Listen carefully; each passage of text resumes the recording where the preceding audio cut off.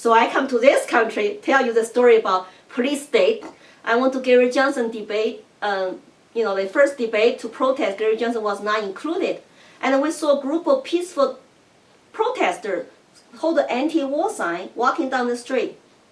And now I was holding Gary Johnson's sign.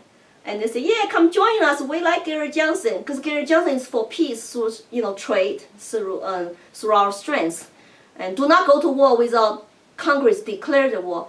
And so we say hi to people. I was shocked to see after the group, police were on bicycles, police were on motorcycles, and 2 vans of policemen in masks and armed weapons following after them. I was shocked to see that. This kind of just reminded me of the communist China police state. So many police. They look so scary, so intimidating. So I couldn't help it. I went to the street to say, I think you guys are wasting your time and resources. Do you have something better to do? And they're just peaceful demonstrators in a small group. Then one policeman looked like a very macho guy came to me. Lady, get on the street. And yell at me for me to get on the street. So I get on the street. And this whole thing just remind me my childhood memories, because we saw police with cars, with sirens, just running down the street, holding their machine guns. It was totally police state. Then at night when you're asleep, you don't know who will show up, pounding your door at night. Hey, get up, we need to search your house. We need to talk to you. As citizens, we're really powerless. We have no protection. I mean, if a criminal come over, then we don't have guns, because we're not allowed to have guns in China. We use kitchen knives if you have to defend yourself. Everybody has a couple of those.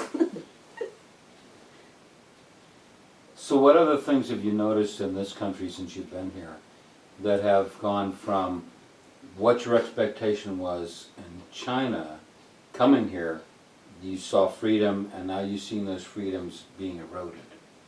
Well, when I first come to this country, I was very impressed. First of all, the air was so clean, and you didn't have many people in the street. My first dumb question is like, where are your people? Because I'm from China with lots of people. John said, oh, they're in the cars or the home. We're not China. They're not packed in the street. And I saw a bus going by. I saw there was a bus. John said, no, that's an ice cream truck. So I went to grocery store. Let's say I want to buy a shampoo. And there are like so many choices, so many brands, and so many prices. I have to take my personal time to say, what should I buy? And what ingredient do they have? Well, my English wasn't good enough, so it took me a long time to make a choice to buy something. But in China, because we did not really have prosperity, everything pretty much controlled by government. It's always government enterprises. No, not many private companies to make products. So you just go there, grab something, you leave, right? But after I get used to that choice, I loved it.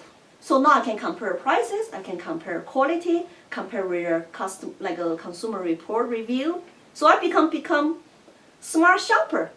And I love that choice because I feel sense of the personal control. It's in my hand, I have my money, I decide how I spend it. That choice gives me the freedom.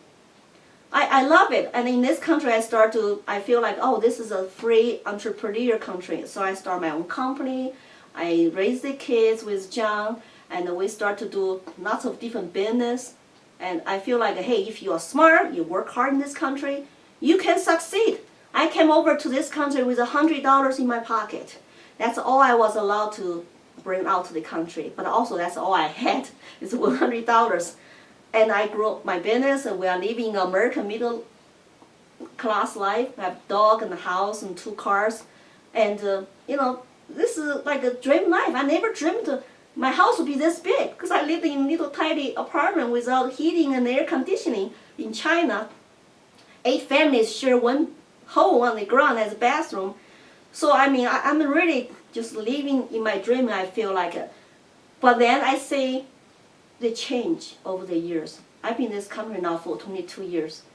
And the country, I feel like, is going down the wrong path. It's warning sign. Since, I think I voted for Bush for president, but I saw him, how he expanded the government, how he got into us $10 trillion debt. And I was very disappointed. and they had the Republican Congress and Republican Senate. They did not do fundamental reforms, like entitlement reforms and cut spendings and to give country prosperity. After that was last time I ever voted for Republican. I mean, 2008 I voted for Libertarian because I said we got to have a different path. Now Obama came into office, and I just feel like, oh my God, what's going on in this country? They're growing government like crazy. He has over 700 executive orders go bypass Congress. So what is he going to do if he has another 4 years? I said, I better do something. So I start to go to all the Libertarian Party movements. I start to tell people about liberty and my stories about China. I convince lots of young people to say, do not vote for big government. It's scary. Listen to my story. It's scary. They can take your personal choice away. Oh, they say, oh, really, you're from China. We're not there yet. I said, we're not there yet, but you have all these wrong warning signs. All this stuff is scaring me. And we are trying to become more free market oriented in China. That's why people are more wealthy today. But I say the United States is going back to socialism. It's like totally wrong direction. And look at what's going on in Europe and what's going on in the United States. I don't feel right. So I said I better get involved. So you see communist China becoming more capitalist oriented, and you see capitalist U.S. becoming more socialist oriented. Yes. I see that as a big threat because if the United States going backwards, become more socialist, that means we're going to lose more and more personal freedom and choice. I'm just worried about my children and grandchildren in the future of this country. I came to this country so hard, come to this country for the kind of system, freedom we have here. I've been enjoying. But if the country is changed and going back to socialism or going back to a tyranny, police state, my kids and grandchildren's freedom are not going to be protected. And they're going to pay this massive debt on their head. How can you have prosperity when you are $16 trillion in debt? It's like if I run a family of 5, if we spend more than what we make as a family, we go bankrupt. Why can't government overspend? Because they can. They overprint, they overborrow, and it's like, got to stop. You cannot just grow like this monster like this right now. What was the first big warning sign that you saw that America may have been, heading in the wrong direction? I saw when Bush, of course, September 11 happened, then the Bush expanded the government, Homeland Security, the Patriot Act, and I just totally disagree Patriot Act. I mean, I don't trust big government. I think sometimes government might have good intentions, but everything they do later totally produce different results. The Patriot Act can detain U.S. citizens, use excuse of some anti-terrorism without due process. So if I'm citizen, I'm in overseas, I can be detained without due process. What kind of democracy system do we have? That reminds me of in China, I can be put in prison for 1 year without court hearing. That's what happens to lots of people I know in China. Okay, the law. So the Patriot Act is like what you experienced in China? Yes. Exactly like that? Yes, and China, of course, is worse to the extreme. But I just don't like the warning sign and the stuff we start to do because that just scares me. That just really scared me because I want to be fully protected as a citizen. I have constitutional rights. And in China, I was a law school faculty. I knew our law say one say, and reality is different. An executive branch can do that here too. They go bypass laws, go past Congress, executive order. In China, you're assumed to be guilty at the beginning. Then you prove you are innocent. In this country, we're supposed to be protected to say, I'm assumed to be innocent until you can prove I'm guilty. But now what we are doing, it really scares me. I don't feel like we, as citizens, we're going to get a 100% protection by our Constitution. When your uncle said, this is not a nation of laws, this is a nation of men, he was talking about communist China. What I hear you saying now is, we're doing the same thing. We're becoming a nation of men, and men making decisions rather than following the law. Is that correct? I see that trend. That's what really worries me. It's dangerous trend. Some people might say, "Oh, you're from China. We cannot compare with your country." But look at what the government has been doing in the past decade, especially under Obama administration. I'm losing my sleep at night. I mean, sometimes I get so mad at home. You know, I will talk to my family about it. It's like, we got to do something. We cannot let this happen.